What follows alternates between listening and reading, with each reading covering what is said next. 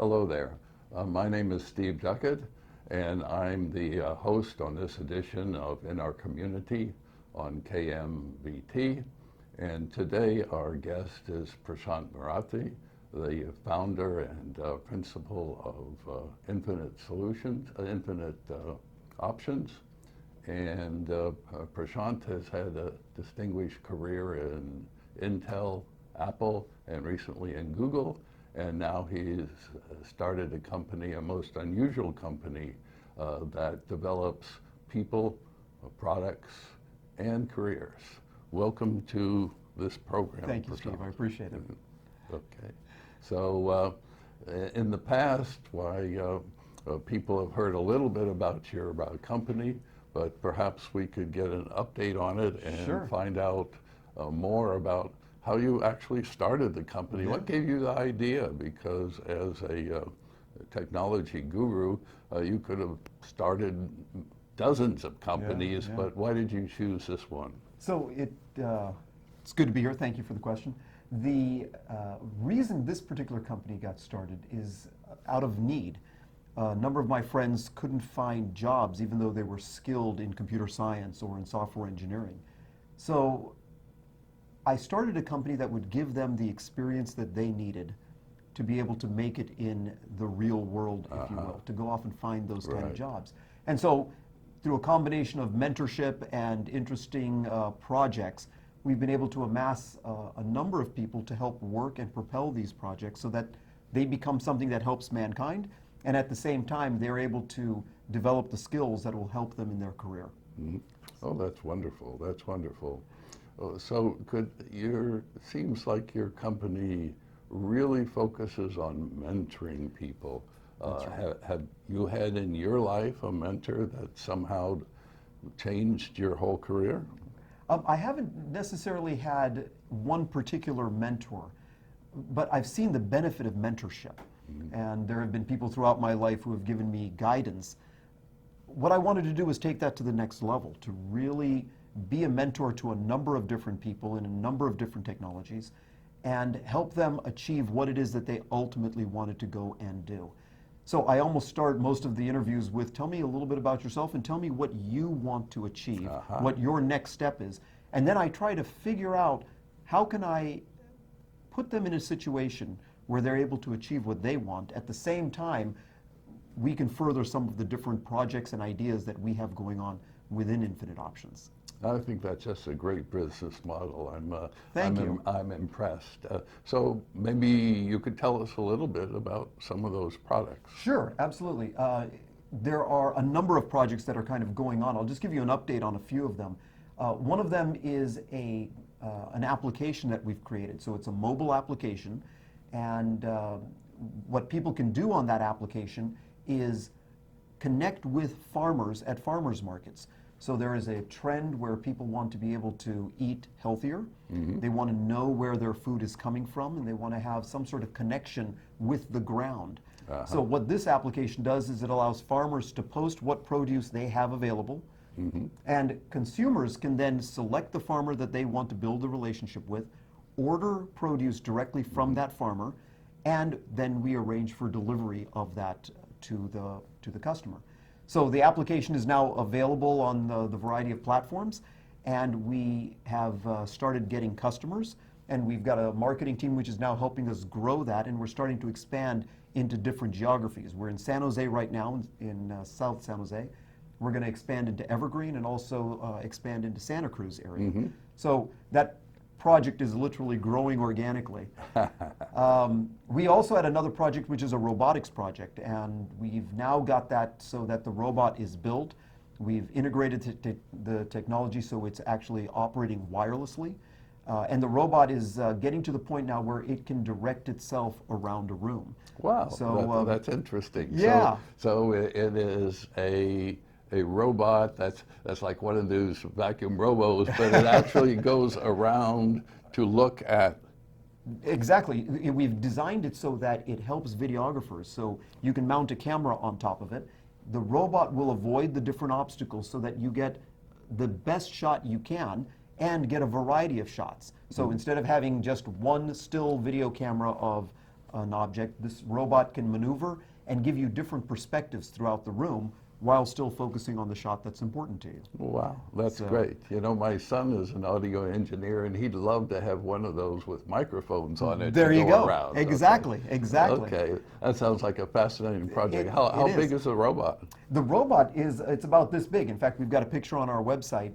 You can actually see it, but it's about the size of a shoebox. You know, 4 wheels and a whole bunch of sensors, and off it goes. So it's kind of fun that way. Okay, it sounds like lots of fun, and Yeah. it sounds like that there are many possibilities for it. Absolutely. That's great. Absolutely. In fact, we have on that, and this kind of spun off another project. We had actually started building facial recognition and machine learning into that project so that it would make it easier for the camera to find who it wanted to focus on and actually focus on them. We've since taken that and made that facial recognition its own separate project because there are a number of interesting things around facial recognition, audio recognition, and machine learning that we've realized that, wow, we can develop that technology and actually start to use it in a variety of other ways. So while the robotics project continues and we're planning on integrating machine learning in that, we've spun off a secondary project and started dedicating engineers to developing and fleshing those ideas out. Okay, that seems to me very often the way it is with technology, that one idea sort of spawns another. Precisely, Right. and the benefit of infinite options is we're not pigeonholed in any one particular area. If we see an opportunity or if we see an idea that people want to pursue, we have that flexibility where we can go off and start to pursue those different ideas. Amazing. Okay. One other project which has seen some success is a project that we call Drumbeat. And what this was intended to do was be able to put a little sensor onto a drum so that as the drummer was hitting it, they would get some immediate feedback as to how fast or slow they were drumming. Since the last time we spoke, there was quite a bit of progress on this. We've actually gotten to the point where the algorithms are now developed, the prototype technology is now known, and now we're waiting to find someone who's in the design space to help us actually create the final product. So it's gotten to a very nice intermediate point where we were able to demonstrate the prototype, and now we're waiting until the right resource shows up to take that project even further and ultimately get it in front of a consumer. So, How many people do you usually have per project?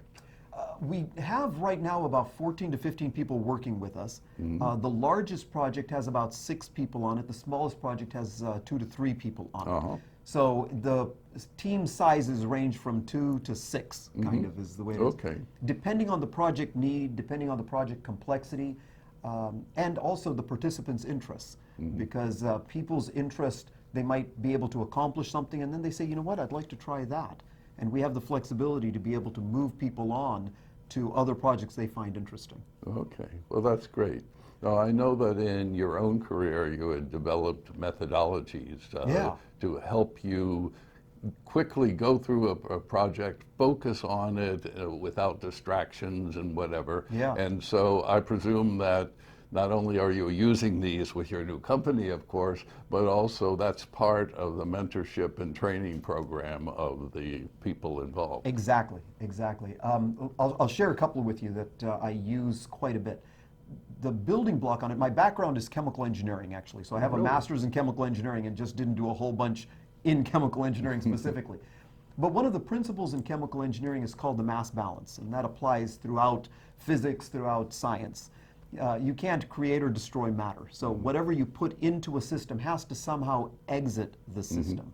So by using that methodology, if you look at the inputs or the process that is taking place, those are the 2 primary variables which are going to affect the output. And whether that output is going to be good, the desired outcome, or waste, the undesired outcome. So depending on the result that you're getting, if the result is exactly what you wanted, your inputs must have been good, your process must have been good, therefore your output is good. But if the result is not what you were expecting, there can only be 2 explanations for it. Either the input, what you put into the system, was wrong or flawed, or the way that you manipulated or converted those inputs must be flawed. And that gives us an opportunity to kind of look at this feedback loop of, okay, for instance, the robot. Let's do something. hey, that didn't work out exactly the way we want to. Well, what did we do wrong? Did we provide it the wrong input signal, or did we provide it the wrong algorithm to process that input signal? And that helps the teams focus immediately on what might be root causing this issue, so that we can go and solve it once and for all and gain the learning from that. So I'm trying to teach them the thinking methodology as well as trying to solve the actual problem that's in front of them. Right, right. And sometimes I think there are projects I've been with that had a fair amount of waste, and every once in a while you get real lucky, and it turns out the waste is actually as important as your initially visualized output. Absolutely, absolutely. In fact, one of the things that occurred in the meal application program that we were running, we were trying to set it up so that meals could be created in a home-based kitchen and sold to local neighbors. What we found out was that the regulations around us prohibited that from happening. So the output we were getting was actually flawed because we had set it up incorrectly. But the thinking pivoted us to say, well, okay, if we can't use it as an input of homemade meals, what else can we use it for? And we came up with the idea of using it for farmers markets. So again, the thinking, once the thinking is in place, no matter what the output is, you can come back and revisit the inputs or the process and figure out how you can utilize or change something to get a better outcome. So that's wonderful. Putting it in action as well. Okay. Now, one interesting thing with this mass balance model is if you string together multiple mass balance models, you come up with what's called a pipeline, where the output from one mass balance model is the input to another mass balance model.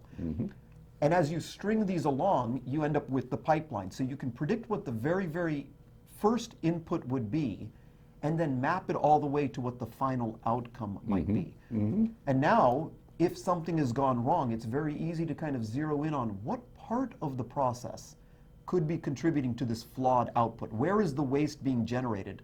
And how do I go and address it in that specific area, as opposed to having to revisit the entire pipeline. Okay, so this thing is sort of like a relay race, right? You've got somebody with a baton, and he's somehow running a part of the course, and then he hands the output, which is, in this case, the baton at the new point, to the next runner, et cetera. But I think actually you could probably start, well, you can't do it in a track race, but you could probably start 3 or 4 of these segments in the pipeline simultaneously and gain a lot of time. Precisely. In fact, that's one of the key things that we do. Once we understand what that interface is going to look like, what one person is going to deliver and what someone else is going to receive, once we understand that, we're able to say, okay, person number 1, go ahead and work on this and deliver this particular output. And person 2, assume you get this as your input. Start with that and move forward. One of the projects we're working on is called an inventory management system. And that inventory management system is designed around what do we already have and what do we want to make. So there is an aspect of it of getting the data into tables, and then once the data is in tables, utilizing that data, running a query or a program to get the output you want. Instead of waiting for the first person to finish their task and then starting on the second task, we can just say, let's agree that the table that we are going to create is this. Once that becomes the agreed upon outcome, that becomes the objective for the first person, and the premise the input for the second person. And so that's exactly what we do, and it's helped speed up projects and project management timeframes significantly by taking that approach. Okay, that's wonderful. Of course, I must guess that occasionally the output of one of these nodes is not quite what you wanted, but at least you have a methodology in place for understanding that as quickly as possible, and then making whatever mid-course corrections that you have to make. And there are, going back to the mass balance model, we can try to understand, why is this output different? Is there something that we've done in the process or in the inputs where we've forced it into that direction? Maybe we made an assumption or a decision early on that might be restricting us. And then we have the option. We can choose to say, let's change that assumption, or We can choose to go further down in the pipeline and say, let's change the assumption we had of input there Yes. if we're getting a better outcome. Right, So you're right. absolutely right. It gives us the flexibility, the methodology to think about it and then make the appropriate decision. I think that's really great. And in terms of developing people, for them to understand how to be flexible when required is, I think, an extremely important skill. Exactly. I've been on circumstances where people got an idea and they just rode that forever, even though it wasn't going right. Yeah. But your methodology sort of is self-correcting in that way. Exactly, exactly. It gives people the idea of understanding what is going on there and where they have to be rigid and where they have the flexibility not to be rigid. There are very few instances in my life where I've had to really stick to only one thing because that's the only way it can be correct. Yeah. Lots of opportunities to get to the same objective with trying different approaches and figuring out how can I navigate this so I ultimately get to the objective in a way that's successful for everyone. Okay. I think probably the viewers would like to have a diagram of some of the Yeah, things we're talking absolutely, about. So absolutely. can we show them? Absolutely. We've got a couple of different diagrams that we can flash up on the screen and people can look at and see. There's one other system that I've used over and over in my career, and I picked this up, the framework of it from one of the companies, Intel, where I worked. It has to do with how to go about solving problems. Intel was very process-oriented and had a great 7-step problem methodology. But the essence of it was threefold. Understanding the current situation, understanding what may have caused the issue in the first place, and then developing solutions. Very frequently what I've noticed in large companies is everyone goes straight for the solutions. I think it's this, and off they go, Right. changing that. And there's a place for that. It's not like you have to go through the methodology every time. What I tell people within Infinite Options is, let's go ahead and try to solve the problem in 2 days using whatever methods have worked for us in the past. If that works, great. But after 2 days, if we haven't reached a satisfactory conclusion, then let's all agree to slow the boat down, take the time to understand what the current situation is, document it out. Take the time to understand what are the root cause analyses that we can come up with. And then as a group, come up with how we want to approach the solution.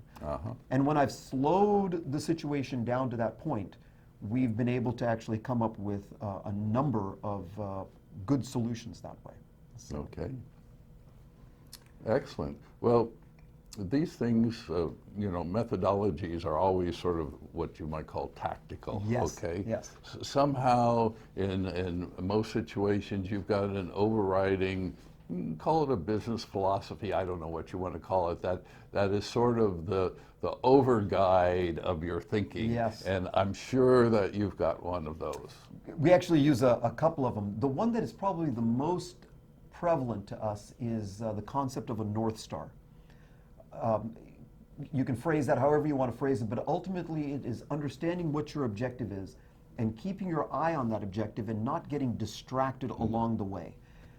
It's so easy to say, we want to build this type of company, or we want to head in that particular direction. And then suddenly a bright shiny object comes off in your periphery and you're off chasing that. What we're trying to do is say, if that's our objective, if we have the objective of being able to create a robot, okay, let's make sure at the end of all of this, we actually create the robot. There are lots of other side projects that can come up and you can go and chase after, but now is not necessarily the appropriate time. If it warrants setting up another project around that, great, we can split it off and dedicate resources to it. But let's not take our eye off of the North Star. And I use the thinking, the methodology frequently by simply asking myself, this next thing I'm about to do, is that going to take me closer to the North Star or not? And if it's not going to take me closer to the North Star, I immediately go into a mode of, how can I get out of whatever this is? Sometimes I can't. Sometimes I have to complete that task.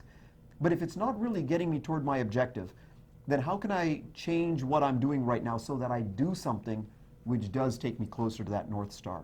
Well, that's great. So essentially, you're setting a compass point, a compass route for where you want to go. Yeah. And from time to time, you're just looking at the compass and saying, am I really going in the right direction? And if I'm not, what does it take to get me back there? on? Exactly. And sometimes that just means forgetting about this distracting thing and just going forward. That's right. That's right. Sometimes you have a real hurdle that you've got a tree in the way and you have to go around You it. have to go around it, and that's what we kind of determine, and then we make that decision. But even the concept of going around the tree, even though initially it might look like you're not heading in the right direction, ultimately that does take you closer to your North Star. And so those kind of decisions are and actions are warranted and should be taken that way. So that's one way that we kind of approach it. Another one that we use quite often is the idea of getting benefit from a singular activity, but getting multiple benefits from it. You can always do one thing in isolation and get the benefit of completing that one thing. But how can you multiply your efforts so that you do the work once and get paid for it or get rewarded for it multiple times? And Infinite Options as a company is set up around that philosophy. Someone might be doing the work once, but they're not only doing that work and they're helping out that project, they're helping out other team members, they're helping out themselves, they're helping their resume, and ultimately they're helping their employer, who hasn't even been identified yet, because that employer is going to get the benefit of this person's experience. So by doing activity within the company once, they're generating 5 or 6 times the benefit from it in ways that maybe haven't even been imagined. Ultimately, the product they develop will ultimately go and help someone else. So that person, who hasn't even been identified yet, is going to see the benefit of what they're doing. So we really try to build that into the methodology and put people on projects which are going to help mankind, help others in the process. Well, that's great. You know, I'd originally thought of your company as being sort of a business trifecta, where it developed people, products, and careers. But maybe it's a trifecta squared because they're also developing other people and other employees, et cetera. That's a good point. One of the other benefits of this is that some of the senior people themselves start to become mentors for the junior people as they're coming in. Infinite Options by its nature is transitory. There's a lot of people coming in, a lot of people going out. And we have to pass the baton between each of these folks. So people get good at transitioning, they get good at mentoring, they get good at building teams and working in teams which are dynamic.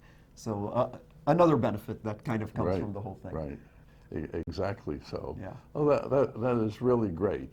And I think that, that what we're talking about with Infinite Options is transferable to so many actually daily things where you're trying to get a number of things done at once in the shortest route to where you're going. So both methodologies and philosophies sound to me like you're really onto something.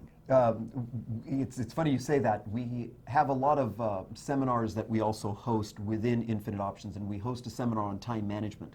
And I have this tenet in time management, which is that you can only do one thing at a time. You can't really multitask well. However, that one thing that you do can pay off multiple ways. It can generate multiple or develop multiple skills for you. So even though you might be focused on your task, which makes sense, you get multiple things and multiple benefits from it. So absolutely, absolutely. Okay. So can you give us, you've already given us one example, can you give us another, maybe one from your personal life, how you use this? Sure. Let me see if I can come up with a great example. I see a lot of what I do in terms of Infinite Options, in terms of marketing this, kind of showing other people the benefits of it.